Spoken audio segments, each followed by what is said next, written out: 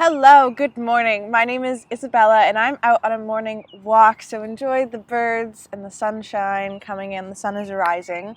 And today I was sitting and reflecting in my notebook about at university, what I'm doing next year, because I'm 17 and I'm going to university. And you might have seen my Oxford video for how I got accepted into Oxford, but I'm actually not going to Oxford. I'm going to the University of North Carolina at Chapel Hill, UNC Chapel Hill, with the Morehead-Cain scholarship. So I wanted to outline my decision-making process. Before I begin, let me define my two options. I had Oxford Human Sciences, which is about biology, how humans interact with the environment, chemistry, math, kind of like a weave of all sorts of STEM subjects related to human beings, which I found super interesting. It was a 3-year degree. I loved the courses. I loved the tutorial system of basically working 2-to-1 or 1-on-1 with a professor and writing essays, and it sounded amazing. But it also would have brought me in about $250,000 of debt, which would have set me up for student loans for so long and would have held me down a lot.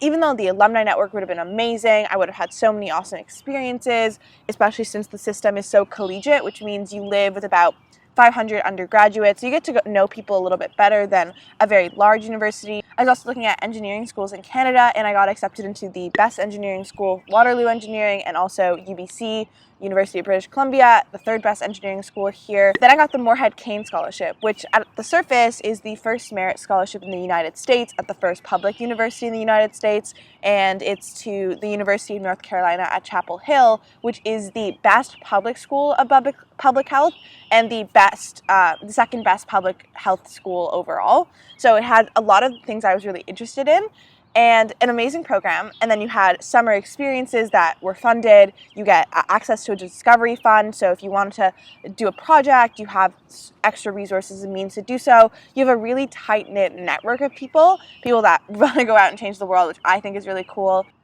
And the Morehead-Cain has so many opportunities like an alumni network, lots and lots of workshops, jobs, internships, etc., etc. So it's a very, very amazing, specialized foundational program. So those are kind of my 3 big buckets of options, and I ended up going with the Morehead-Cain, and I could not be more excited. So I'm going to share a little bit about my decision-making framework, and hopefully this can help someone else, maybe in a similar situation. So the first thing to talk about is the network. I think network and the people you connect with is so important from so many different levels. They're the people that will go out and help you find your next job. They might be your co-founders in finding a new company or starting an intervention. They might be people that give you book recommendations, a book recommendation that might change your life. I know for me, I've seen the effects of knowing people and networking so much throughout the years. For example, I went to a conference in Montreal where I met someone from IKEA. And from that, I started reconnecting with the company of IKEA. I started researching it a lot, the values, what they're working on, the technology. And I did this thing where I reached out to, I think it was like 30 or so people on LinkedIn. And I was just purely interviewing them out of total curiosity. I was just so excited about what IKEA was doing and their mission and their values, etc. And what that ended up leading to is I shared one of my articles on artificial intelligence to one of the senior technology people at the company, and he shared it to someone who was very influential, one of the chief digital evangelists at IKEA, and I ended up getting a trip to Copenhagen where I spoke at their largest annual tech conference, which was unbelievable, and it was my dream because I've always said for my Sweet 16 I wanted to go to the original IKEA museum, and I did that in Almholtz, but only because I did this crazy LinkedIn reach out. I just got to know people on a personal level, and I just had conversations about things that really excited me, and boom, I had such an incredible opportunity I will treasure for the rest of my life. And so to me, the idea of network and building close bonds is so important. And the Morehead-Cain both had some incredible people that received the scholarship, not to mention people that were rejecting schools like Oxford or Stanford and Harvard to go to the scholarship. They had a really strong alumni network, some incredibly impressive people, and there's a platform that they have to access the alumni network. So it's kind of like a very filtered, targeted version of LinkedIn. And I have a friend who's a Morehead-Cain scholar, and she's told me so many experiences of emailing someone saying that she's a Morehead-Cain and them responding within 48 hours, even if they're a senior executive at like Bill and Melinda Gates. People are everything. People are how you create companies. It's how you work in teams. Like nothing in this world was built alone. Like these towers were built from teams. Someone financed it. Someone organized it. Someone actually constructed it. Someone made the materials. Like, everything around us is built on collaboration, and I think that to me is the foundation of why I chose the scholarship. And kind of building on that, I think the fact that there's 70 students going to the Morehead-Cain versus the thousands that are going to Ivy League schools and top tier schools like the University of Toronto or Oxford or Cambridge, to me that builds a much tighter knit community where, yes, UNC is a massive university, but there's a smaller community of scholars. There's people that were it's a very selective program, about 4%, less than 4% acceptance rate. And people were chosen based on their academic merit and their achievements, but also based on their character. So the people I got to interact with over Zoom these past few weeks, from finalist selection weekend to now just getting to know everyone, have been some of the best interactions of my entire life. People that are so kind, people that are so well-intentioned, but also really ambitious, but still ethically driven. And I think those values really align with me, and I think that's how I'm going to build a really strong community. And because I basically clicked with everyone I connected with, which does not always happen, it's just been a really great sign that this is going to be an awesome community going forward. And then there's so many experiences to connect with people. For example, this summer we're getting funded to do a wildlife outdoor leadership experience. So I'm going to the southwest of the US for 3 weeks, and there's a Morehead-Cain scholar coming with me. And we're going camping, we're doing all sorts of stuff. And how could I not build those relationships and bonds from doing that? And then everyone comes together and shares their experiences. So that sense of community kind of built on this idea of network, but it's where I think I'm going to find and build a lot of really meaningful lifelong friendships.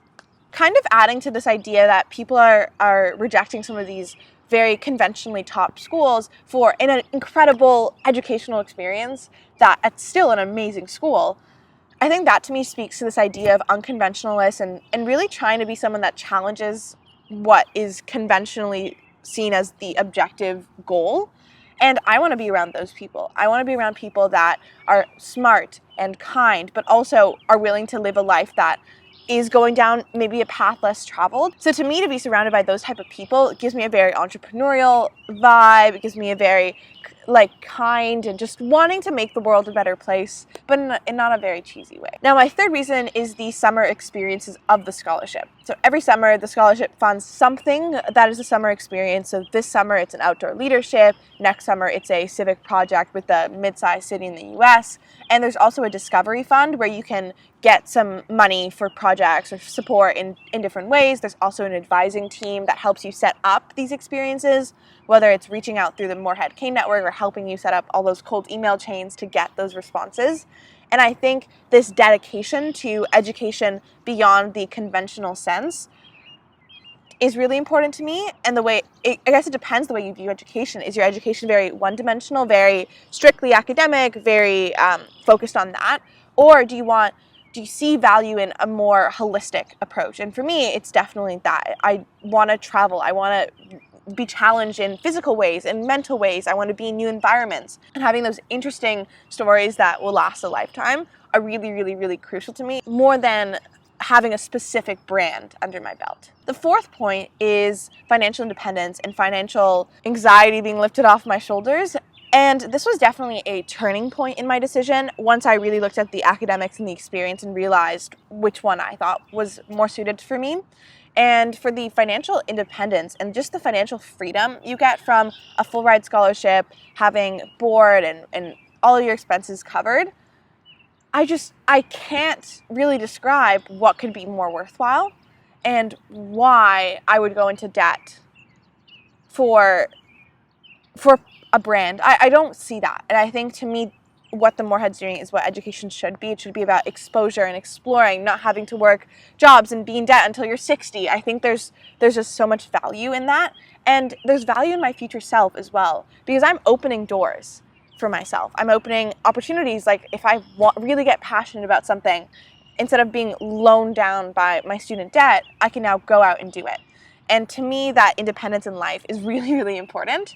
So financial, so great. And then also it makes me really happy to see people like my parents stressing out a lot less Overall, I think the financial part opens up doors for my future self, and it allows me to be a little bit more risk-oriented and to explore, because now I don't have to save every penny, and I can try different things. I can try to invest my money that I've been saving up for school. I can try to maybe fund a different experience that I would have never gone out to. Maybe that changes my life. The second, last, and fifth one is that there's always PostGrad and Hustle. I think for a lot of people going into undergrad, we don't know what we want exactly. For example, I know that I'm really interested in biology and math and engineering, and I think I'm going to go into biomedical engineering, and I do think I'm interested in women's health, but that still itself is a very broad subject. So maybe later on I get really passionate about cardiology in women specifically, and I want to build devices for that. Sure, I can work backwards and I can see, can I connect with some of the best professors in the world? Or can I maybe apply to a master's or a PhD in a program of that sort? And I think as you're trying to discover what you want, having more options, more financial freedom, more a tighter-knit community and network, I think helps you find where you want to go. And then when you really want something, you do have postgrad, but you also have hustle. Just because you go to one university, you're part of one program, or even you're in one geography, doesn't stop you from building a relationship with someone who is top of the field in whatever you choose, and learning how to maybe work with them over a summer or after you graduate, really building up your resume, etc. for that. I don't think it ever limits your opportunities. At some point, education is not up to the brand you choose, it's up to you for making it happen. And education is, again, more than the classroom. It's more than what is given to you. It's how you take advantage of that. Ultimately, there is postgrad and there is hustle, so I don't really feel the need to be shielded by a legacy, because I want to create my own and I want to build my own story.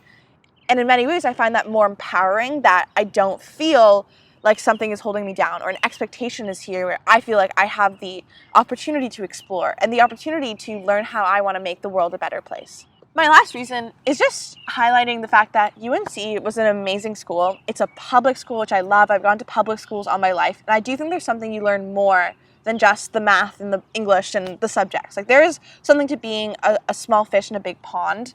There's something to having a little bit more diversity. Diversity itself in nature is important, so why wouldn't it be important in education and human life? The other thing is, I feel like there was a lot of diversity in a big school with tons and tons of subjects to explore my interests. For example, I recently got interested in Latin in the last couple of months, and I didn't think to really filter schools by, do they have a Latin program or Latin classes I can take, but UNC is just big enough that they do, and they do have classes like food studies where you like actually dissect the taste of food, or they also have all the physics courses I'm interested in, all the math courses, right? Like, you have all this diversity in what you can learn, and I do think that feeds into this idea of exploration.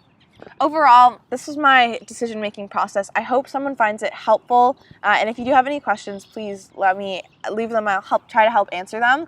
But everyone's educational journey is their own, and I hope you enjoy whatever you go into and whatever you do, because ultimately, at some point, it's just up to you. Most opportunities are incredible ones, and it's about taking advantage of what they bring you. And if there is a deficit, if there's something that's missing, you can always go figure it out and make it up, and everything will be good. Maybe check out a sunrise sometime soon, because look at how beautiful it is. You got to enjoy the birds, and it is so lovely. So see you later, and have a great day.